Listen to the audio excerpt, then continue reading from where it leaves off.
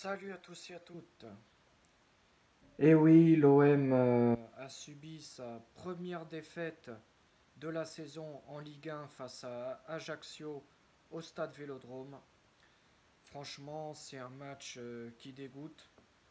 Pourtant, moi je voyais bien nos Olympiens s'imposer aujourd'hui et ne pas perdre 3 points. Mais franchement, ça dégoûte parce que, bon, là en ce moment, il y a le Paris Saint-Germain qui joue à Reims, pardon.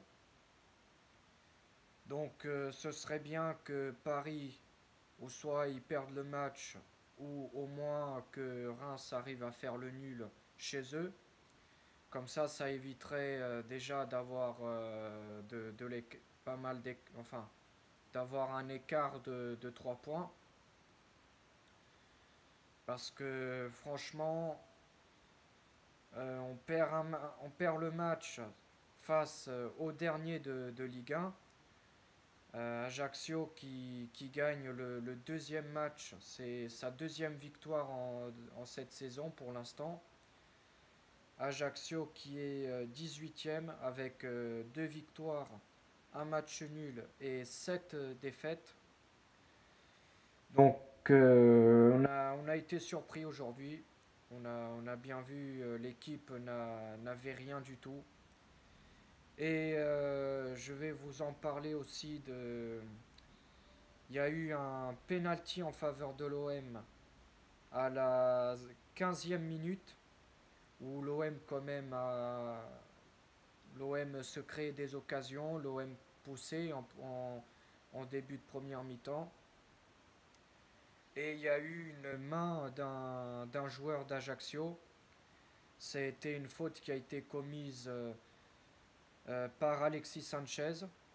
Et ensuite, c'est Dimitri Payet qui a tiré le penalty et qui a ouvert le score. Donc c'est le centième but de Dimitri Payet. Pour moi, Dimitri Payet, on peut le critiquer, on peut dire ce qu'on veut, mais pour moi, c'est un joueur qui restera dans la légende du club. Parce que, bon, après, dernièrement, il faut se dire qu'il est en fin de carrière. Mais même si dernièrement il n'a pas toujours été au top, il a eu ses moments de faiblesse. Il a quand même apporté énormément au club et il faut pas oublier tout ce qu'il a fait pour nous. Donc un grand respect pour Dimitri Payet et bravo pour son centième but. Même si c'est sur penalty, bah, les penalty il faut les marquer et il faut être efficace. Donc voilà. Bravo pour Dimitri Payet. Malheureusement, l'ouverture du score n'a pas suffi parce que après cette ouverture du score, l'OM a commencé à être de moins en moins offensif et défensivement c'était pas terrible. L'OM s'est fait peur à plusieurs reprises et c'est à la 25e minute que City Oko égalise pour Ajaccio. Donc à la mi-temps, les deux équipes sont à égalité un partout. Ajaccio on peut dire, qui a joué l'un des matchs de la saison. Parce que quand même, battre l'Olympique de Marseille, surtout chez lui, c'est quand même un exploit quand c'est une petite équipe comme Ajaccio, sans vouloir bien sûr manquer de respect aux supporters du club. Voilà, donc c'est une équipe qui vient de monter en Ligue 1. C'est pour ça que l'on dit souvent que les petites équipes de bas tableau, souvent c'est pas facile à les battre parce que ce qu'ils veulent c'est le maintien et ils vont tout faire pour se maintenir en Ligue 1. Et en plus, euh, la composition d'aujourd'hui, il y avait Ruben Blanco dans les buts. Blanco qui n'a pas été terrible. Défense centrale, c'était dans un 3-4-2-1. Mbemba, Balerdi, Gigot. Et en milieu de terrain, il y avait Caboret à droite. Parce que Klaus, il est blessé.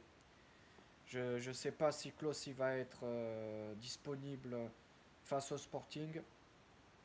Rongier, Gay, euh, à gauche Tavares et en attaque Alexis Sanchez avant-centre, à gauche Payet et à droite Gerson. Bah franchement Caboret, je trouve qu'il a fait beaucoup de fautes aujourd'hui. Un match décevant de sa part. Nuno Tavares, il se mêlait souvent les pinceaux.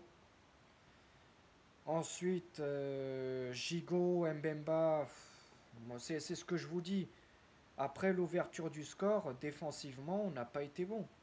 On s'est fait souvent peur. Et Balerdi, face au Sporting, il n'avait pas fait une gaffe, il avait fait un très bon coup de tête.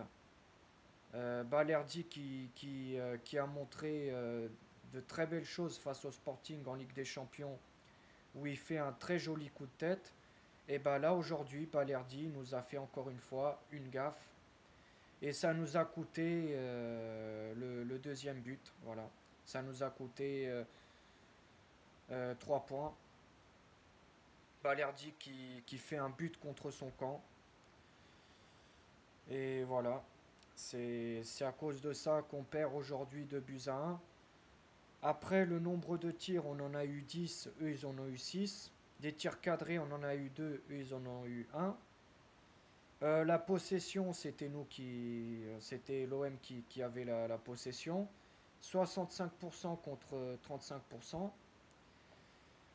Après les fautes, on a eu 17, eux ils en ont eu 18. Ça a été équilibré. Mais voilà. Après le nombre de corners, on en a eu 11. Eux ils en ont eu 2. Et après, il y a un truc aussi que j'ai trouvé. Franchement, Tudor, il a fait un changement tardif. C'était l'entrée de Bamba Dieng. Il est rentré 15 minutes avant la fin du match. Ah, Bamba Dieng, il nous a quand même montré de belles choses. Après, voilà, ce qui est dommage, c'est il a pas réussi à planter le but de l'égalisation. À un moment, Dieng il fait un joli sombrero et à la fin, il tire, je crois, à côté. Mais je sais que Dieng il a eu de belles occasions, mais malheureusement il a pas su la mettre au fond. Mais je pense que Bamba Dieng il aurait dû rentrer quand même plus tôt, peut-être à la 70e minute ou à la 65e minute. Mais bon, après c'est comme ça. Voilà, ça dégoûte. Donc voilà, c'est tout pour cette vidéo. On se retrouve bien sûr pour l'avant-match de Sporting Olympique de Marseille, qu'on va se déplacer à Lisbonne. J'espère qu'on va battre le Sporting pour relancer carrément le groupe et espérer bien sûr une qualification en huitième de finale de la Ligue des Champions. Voilà, c'est tout. D'ici là, portez-vous bien et on se dit à lundi pour l'avant-match. D'ici là, portez-vous bien et passez une bonne soirée.